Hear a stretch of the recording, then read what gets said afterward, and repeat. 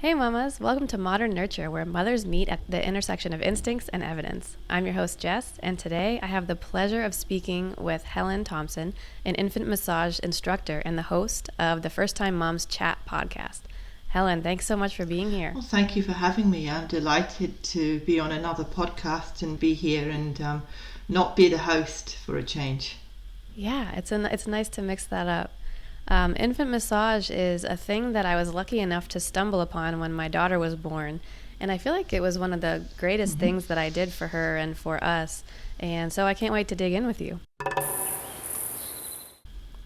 So I thought we could start with the background and history of infant massage. Do you know anything about the history?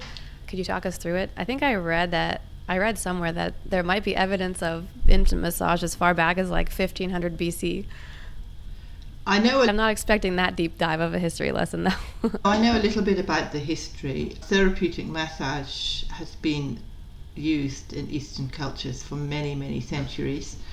And as you say, what I discovered was it has gone back as far as 3000 BC. And infant massage has been practiced by mothers in Asia, in India, and European cultures and Latin America for centuries.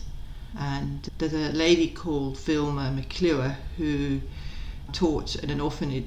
She worked in an orphanage in India, and she saw the Indian people massaging babies in orphanages, and when she left, she realized that this was such a valuable tool that she took it on herself to organise the Infant Massage Association, and when she got back to the UK in 1973. I was wondering how it got to the Western world. That's really cool. So can you talk us through the benefits of infant massage? If you look at it online, that seems to be there's a ton of them. Yeah, there are. The ones that I like to talk about is the benefits of touch, because that's a skin to skin, and that brings in a lot of hormones like the oxytocin, which I like to call the hormone of love. But that's what it actually is, but I like to call it the cuddle hormone, because that's exactly what you're doing when you're massaging your baby. You're giving them a cuddle, you're nurturing them, and you're supporting them, and you're also helping their brain development, because you're talking to them and you're communicating with them, you're crossing the midline. And it helps with ailments such as colic, and it helps with sleep, and it helps not only the baby to sleep, but it can also help the mums to sleep better, because the baby's more relaxed, so that therefore you're more relaxed. So the reason that it helps with sleep is because of the hormones, or just because of the relaxation? That's a very good question. I'm not 100% sure on that answer, but I would say it was both. Because you are relaxing your baby, and you're also releasing all the hormones, and you've got the serotonin, which I believe is the happy hormone. It releases all the happy feelings. So I believe that's why, but I'm not 100% sure. Yeah. And you think it's the touch probably that helps with the colic? Yeah, absolutely, because when you're massaging your baby's tummy, and you go in a clockwise direction, you're actually releasing all that tension and all those bubbles and all the air in the baby's tummy. You're actually releasing all that when you're going in a clockwise direction, because that's the way the bowel moves. You're getting all that tension out and basically pushing it out into the bowel, so it comes out. You might have a nappy that's quite full when you finish. Yes, I can attest to that, because that's one of the reasons that I massaged my baby a lot when she was a newborn, maybe up to 4 months. We did it every single day. It also helps with, as I mentioned, relaxation. But one of the things that I really like is the touch, because that's just I mentioned it before, but it is so valuable, because it helps with the senses. You're communicating with them, you're touching them, that's the sense. And the hearing, because they're hearing your voice and they're hearing you close to them, and they really like that, because I think babies love to be touched, and they thrive on touch. And that brings in all the different senses as well, which I think is very, very valuable. I could sit here forever talking to you about the benefits, but those are the ones that really, really stick out for me, and it's why I decided to do baby massage in the first place, because so many mums, when I was working in childcare, used to come to me and say, "Oh, my baby's got colic, and my baby's not sleeping," or "How can I communicate with my baby? How can I, after a long day, how can I communicate with my baby? I'm tired. I don't feel relaxed. And it all of those, what I've mentioned, helps you to bond and connect with your baby, and it also helps the baby to bond and connect with you as well. Yeah, and it makes a lot of sense in my mind that a lot of the benefits that I was reading about and that you mentioned seem to overlap with the benefits of baby wearing too. So it's just like all about the touch. Like even it seemed like massage and baby wearing both, they say that it enhances learning and alertness because your baby is kind of in a more relaxed state and they have the capacity to be more in tune with their surroundings because their stress system's taken care of. And then it said it stimulates the immune system, even the immune function. So it's crazy how much just the touch at the beginning is huge for your baby. It's interesting. And it's also crazy that nobody tells you that when you become a new mom. Yeah, you mentioned baby wearing. When you're baby wearing, your baby's touching your skin, and you've got that skin to skin, and you can also give them just a little massage on the feet whilst you're holding, whilst you're baby wearing. If they're feeling a bit fussy, if you just press the very center of the foot whilst you're walking with them or doing whatever you're doing into baby wearing, you're still touching and communicating with your baby, and that relaxes them too. Yeah, that's a very good point. Getting into a little different topic then. So you often see it called infant massage. So what age would you recommend starting to massage your baby, and how long in your baby's life do you see these kind of benefits, or in other words, how long should you keep doing it? I think that's a very good question, because I like to start when they're very small babies, around about 4 weeks, because that way you're teaching them the natural feeling of touch. And one thing I'll mention there is you always ask your baby's permission before you massage them, because a lot of people say, oh, but how can a small baby tell me if they want to be massaged? You can watch their cues, you can learn from them, and if they're happy and excited, well then they're obviously keen to have a massage. But if they're pushing your hands away, they're going, oh, I don't want to be touched right now.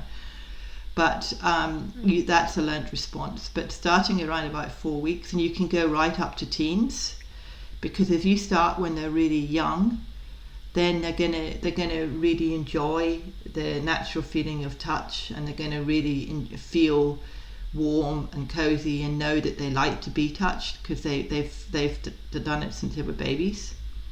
But I actually, in my classes, I actually prefer just to go up to when they're crawling. That's just my own personal preference.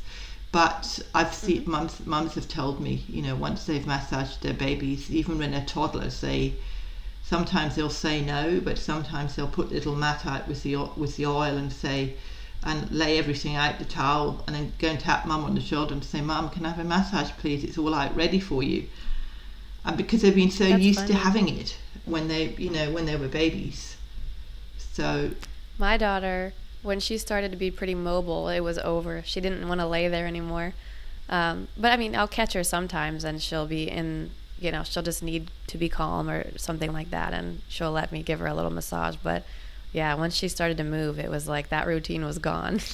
Yeah. But we still got the connection other ways. I nursed her for quite a long time and stuff like that. Are there any common misconceptions about infant massage we should dispel at the beginning here?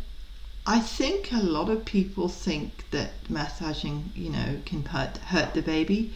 But when you're actually massaging your baby, you're not giving them a really hard, you're not manipulating the baby's muscles or manipulating the baby's skin. It's just a very, very gentle touch. And I think a lot of parents think that when they're massaging their babies, they've got to give them a really sort of hard therapeutic massage, but that's not what we're doing. We're just giving them a very, very gentle touch. And also the tummy. I think a lot of people think, gosh, if you're massaging the tummy, it's not a good idea. But I'd only say it's not a good idea if they've just been fed. And also immune if they've had their injections. I wouldn't massage then. Is it because of pain at the injection site? Yes, or is there other, just too much stimulation? Yeah, okay. Exactly. And also I think it's better just to let it just sort of settle before you actually massage on that area as well, because you don't want to sort of massage it in too quickly. That's just what I've heard. People always say that, just be very careful when they've been immunized. You can still massage your baby when they've been immunized, but just be aware of the area where they've been injected, because you don't want to overstimulate them in that area. Just be very, very sensitive. And if they're pushing away and saying no, well, don't do it. And if they're sick as well, is another one.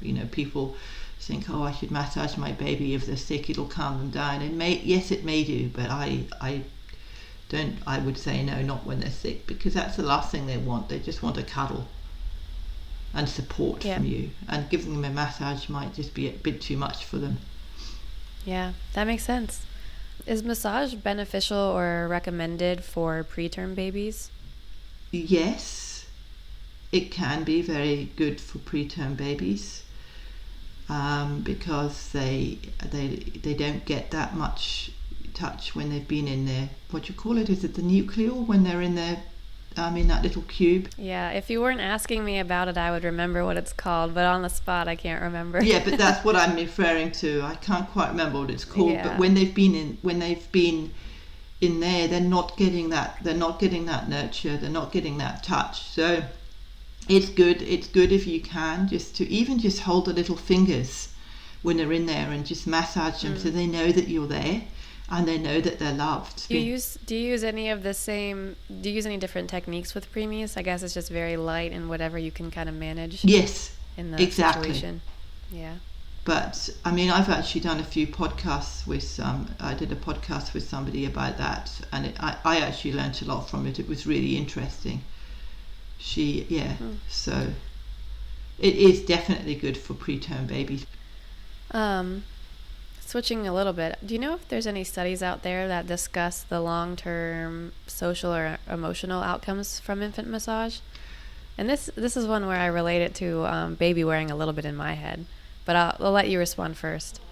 Yes, there are some studies out there, and I have researched it, but I can't give you any specifics. One of them is what you've just mentioned, that Babywearing is a really, really important one, because it has got that skin to skin, and you're always your babies, and the baby can feel your heartbeat when they're together. When they're baby wearing, they can feel your heartbeat, which I think is very relaxing for babies.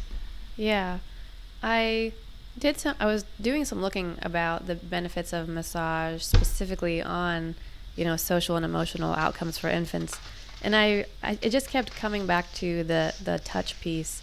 And the studies that I did find were more about baby wearing, but I think the skin to skin is the same for both, for massage and for baby wearing. So you could kind of apply it to both. And so it seems like skin to skin itself has been correlated to, higher intelligence and the ability to deal with stress. It's another one that counts for just touch in general. So the more you touch your baby, the better I think things will be. Do you know anything about infant massage and the mental health of the mother or parent? It can definitely help with parents who are going through postnatal depression, because some parents don't like to. They're so stressed and so confused or they've got brain fog, as parents do. And I think giving them the opportunity to come to a class, or even go to their home, and just allow them just to gently touch and communicate with the baby. It doesn't need to be a really big massage, but just being able to touch and show them different ways you can do that. And we've talked about the skin to skin, so even just lying your baby on your chest, not necessarily breastfeeding, but just lying them on your chest, it can help that bond. It can help increase that bond, and it can help release that oxytocin that I mentioned before, that can help the mother to feel more connected to their baby and more wanting to be close to their baby. That's just one example. Yeah, there's just so many benefits. Maybe we could switch and talk about tactics now. So some of these are probably questions you get all the time. But the first one is, what type of oil do you recommend and not recommend? And what other stuff might you want to have on hand to get this started? Okay, well, I'll start with the oil to begin with, because that's a question that I'm asked all the time. And what I always suggest to people and to parents is to make sure that the oil is pure and it's organic and it's cold pressed. And when I say cold pressed, I don't mean going to the supermarket and buying olive oil, because I know you can get olive oil that's cold pressed. But olive oil, actually, from the research I've found, it can block the pores in the body. But I think what I would recommend is almond oil is very good. I'm going to say something about that in a minute. And sunflower oil can be very good. And even apricot oil, because they're all nurturing, they're all porous, and they go into the skin, which can be very good for the skin. But I always do a patch test first, because if you don't do a patch test, if your baby's got allergic to nuts or anything, always do a patch test first before you use any oil. And I would also say not to use oil if a baby's before 4 weeks, because you want to make sure that their skin is ready for it. I start about 4 weeks, and not essential oils I don't recommend for babies. A lot of people say, oh, but I put a few essential oils in the oil. But to me, I would say wait until they're at least 9 or 10 months old, or even a year old, before you do it. I know some essential oils, even lavender, for example, can be an endocrine disruptor. Yeah. So that can disrupt hormones even. Exactly. What about coconut oil? That seems like a popular one. Yeah, coconut oil is very warming. It's a very warming oil. But again, it's got to be organic and pure. That's it's very warming, and it's a very relaxing oil, coconut oil. It can be very, but again, it's a coconut, and it can relate to allergies. So always do a patch test first before you use any of the oils. Okay. What were you going to say about almond oil? I was going to say almond oil is also very nurturing as well. It goes into the skin and it nurtures the skin, and it helps the skin get soft. But again, it's a nut, so I know I'm stressing that a lot, but I mean, so many parents, I've heard parents before who've just put on oil straight on the babies without a test, and of course they have an allergy to it, and their skin gets really red and sore. So I'm very adamant about making sure that you do a patch test first. So if you're going to do a patch test, how long do you need to wait to see if a rash appears? That's a good question. I mean, when I first learned massage, I was told just to do it for about 10 minutes, just to see if there's a reaction. Just when you're undressing, just before you undress your baby, to put a bit of oil on the wrist and just check to see if they get a rash. But recently, I've heard that if you're going to use an oil that your baby's not used to or you don't feel comfortable with, I'd leave it for about 24 hours, just to be absolutely sure. Okay, good to know. I guess in terms of what else to have on hand, I think a towel. A towel and oil is mainly the supplies I had. And I think also have a nice a nice quiet environment as well, and make sure your baby's comfortable. And as you say, a towel, but don't put them on a very sort of cold surface, because if you're putting them on a cold surface, well then they're going to be uncomfortable because you're putting them on a cold surface. Put them on a change mat on the floor, and then put a towel over that, and just make sure that or a blanket, a nice warm blanket, because that way they're nice and warm when they go down. I mean, I've had massages myself, and I've sort of lain on a really cold massage table, and instantly you just don't relax because you just don't feel warm and cozy. And that's what I always recommend to parents, to make sure it's a warm, cozy environment. Yeah. Yep. So how long should you give a massage, and what signs should you look for to know when to stop? Even just a quick 5-minute massage is better than nothing. And you've always got to watch your baby's cues, because your baby will tell you if they don't want to have a massage.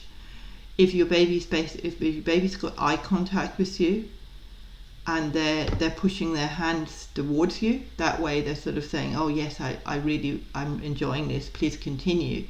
But if they're crying at all, or if they're pushing their hands away from you, or kicking their legs and sort of, if you're massaging your legs and they're sort of pushing their legs away, well, that's a sign that they probably have had enough and not to keep going. And I think it's important to mention here that not to just keep going because you want to keep going.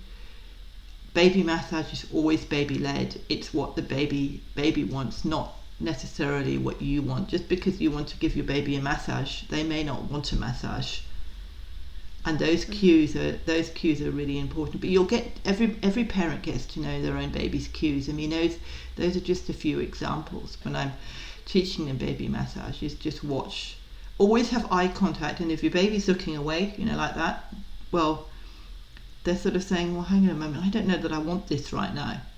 And though I think it's important to watch those and be aware of those as well. How often should you do a baby massage? Is daily the best dose, or do you still get most of the same amount of benefits if you do it a few days a week? I think you get the same benefit if you did a few days a week. I mean, if you want to sort of help your baby to sleep, you could always do it as a sleep routine. Just a very quick massage of the legs and of the face and of the arms. I mean, don't sort of do a full massage, but I think as long as the baby's happy, well, you can do it every day. But all you can do, I mean, that's really up to you as a parent, as an individual. I don't want to tell them not to massage their baby every day, because if that's what they want to do, that's fine. But you'll still get the benefit if you only do it 2 or 3 times a week as well. As I said before, go with what the baby wants. For sure.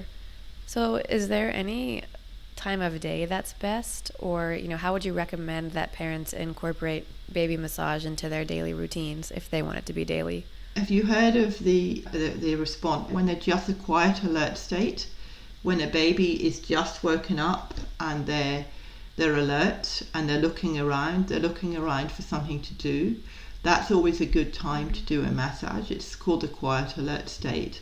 If you miss that quiet alert state, then they'll be too fussy, they'll be crying because they may be tired, or they may just not want to do it. But just when they've just woken up and they're in that sort of lovely cuddly feeling, they just want to be nurtured and touched. I wouldn't recommend doing it before a bath, especially if they're about 4 weeks old, because that way you might overstimulate them, and you don't want to overstimulate your baby. But once they get a bit older, maybe they're about 5 or 6 months, it's okay to do after a bath, because it could be part of a sleep routine. But just in the early stages, I wouldn't recommend that you do it before a bath, because then they'll go into the bath and they'll be getting overstimulated. And not only that, but they'll have oil on them. And you know what water slippery. and oil are like. No matter how careful and gentle you are, it's slippery, and I just lost my train of thought. What was I going to say? Oh, so you mentioned that it's, infant massage is helpful for babies who have colic. And I think a lot of colicky babies seem to have trouble in the evenings. Do you think that's a good time to settle in and do massage, or do you think you should work it in a different time of day when they're in that quiet alert state, so that you're not like overstimulating or something? I think you should do it 2 or 3 times a day with a colic sequence. But again, you've just got to be sensitive to your baby, and don't do it after a feed, because that's going to make it worse. But yeah, I would say 2 or 3 times a day, but I would make one of those times just before bed. And with the colic sequence, there's a few things you do in a colic sequence. There's a few massage moves you do. One of the ones that I like to say is the movement that I love you, because I'd have to show you on a doll, but it's basically you're going in the line of the colon, and you just do an I, and then you do an L, and then you do a U on the baby's tummy, and that way you're... Yes, that one I'm familiar with. I used to do it on my daughter's tummy. I-L. Yeah, it's beautiful. I might have done it. I was going to ask you about the techniques of massage next. So you mentioned there's specific sequences for colic. So is there like a general flow of how to massage your baby, like an order of what to do typically, or how do you kind of go about that? Well, I was always taught when I first learned to do baby massage was to start on the legs, because that's what babies are used to, because they're having their what you call a diaper, which I call a nappy. When they're having their nappy changed, they're used to having their legs touched. But I think it really I would say just go with what you feel. It doesn't have to be a particular, you don't have to start in a particular order. But if you're going to do a whole body massage, if you've done it a few times and your baby's used to it, and you're going to do a whole body massage, start with the legs and start going up towards the body, then the face, and then the arms. But if you can just do little bits, you don't have to do a full massage all the time. And you're saying that massaging the face of your baby is okay to do? Yes, I'm saying that, but I'm also going to say that some babies are very sensitive to having their face massaged. Some babies don't like to have their face massaged.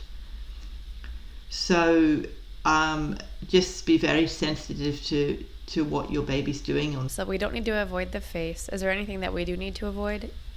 I think you said not right after you feed, so the tummy's fine as long as it's not after feeding. Is there anything that you typically try to avoid?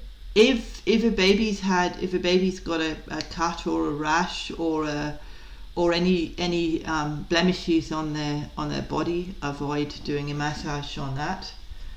And also if they're particularly newborn, the cord clamp, just be aware of that one as well. All right, maybe we could switch gears again. I know you're an instructor of baby massage, so I was curious if you could share any particularly impactful stories from the moms from your practice, or anything that sticks out in your head. I think the main ones are the tummy ones, when mothers have come to me who've said that their babies had colic, and they're constipated more than colic. They're constipated, or they massage their baby's tummy, and the impact of that. Some mothers are a bit shocked that once they've massaged their baby's tummy a few times, that their nappy actually explodes, or there's poo everywhere, which I'm not, that's always been a little bit, mothers have found that quite a surprise, but I think those are one of the big impacts. And also the stories that mums have told me when they've come back after the second, because I do 3 different sessions. I split it up into 3 different sections, because I don't like to massage for too long each section. And it also helps the mum to get to know how to do different sections of the body. They've come back and said, oh, my baby's sleeping a lot better, or my baby feels more relaxed, and I feel so much more of a connection to my baby now that I've massaged it. I never realised how important singing was to my baby, and I've seen them smiling at me and gurgling at me and communicating with me, and that's been really nice, because you sort of realise what you're actually doing is such an important role. But when you actually hear parents telling you that, you realise what you're doing is such a great idea. Oh, that's awesome. What about challenges? What are the biggest challenges that parents face when they start trying infant massage? I think they're just feeling, not wanting to sort of press too hard. I think a lot of parents think, oh gosh, am I going to massage my baby? Am I going to hurt my baby if I massage him too much? Or am I going to pull a muscle or do anything like that? But as long as you do it gently and you're very sensitive and you don't go too hard, you're not going to harm your baby. And you mentioned before about mental health and postnatal depression. That can be a bit of a challenge, because sometimes people come to classes and they don't feel comfortable with massaging their baby. They see everybody else doing it and they're not feeling comfortable with it. So I just say to them, look, just take your time. I've got an extra doll here. If you'd like to massage your doll first to feel more comfortable, that's fine.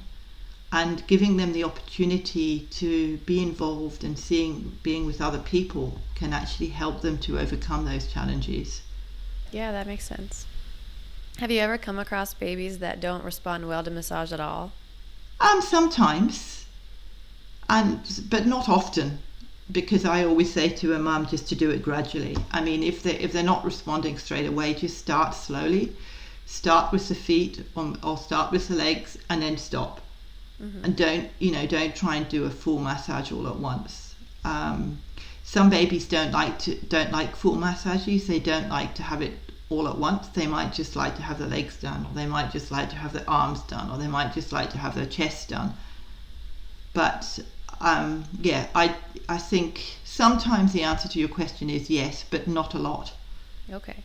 And then the answer is try to be very gradual, and they'll probably come around. Yeah, and respect them. Respect their wishes. Just as I said, just maybe start doing it when you're changing their nappy diaper. That way, you're just giving them a little massage on the legs when you're changing them, and they're used to that, as I mentioned, and they're feeling that.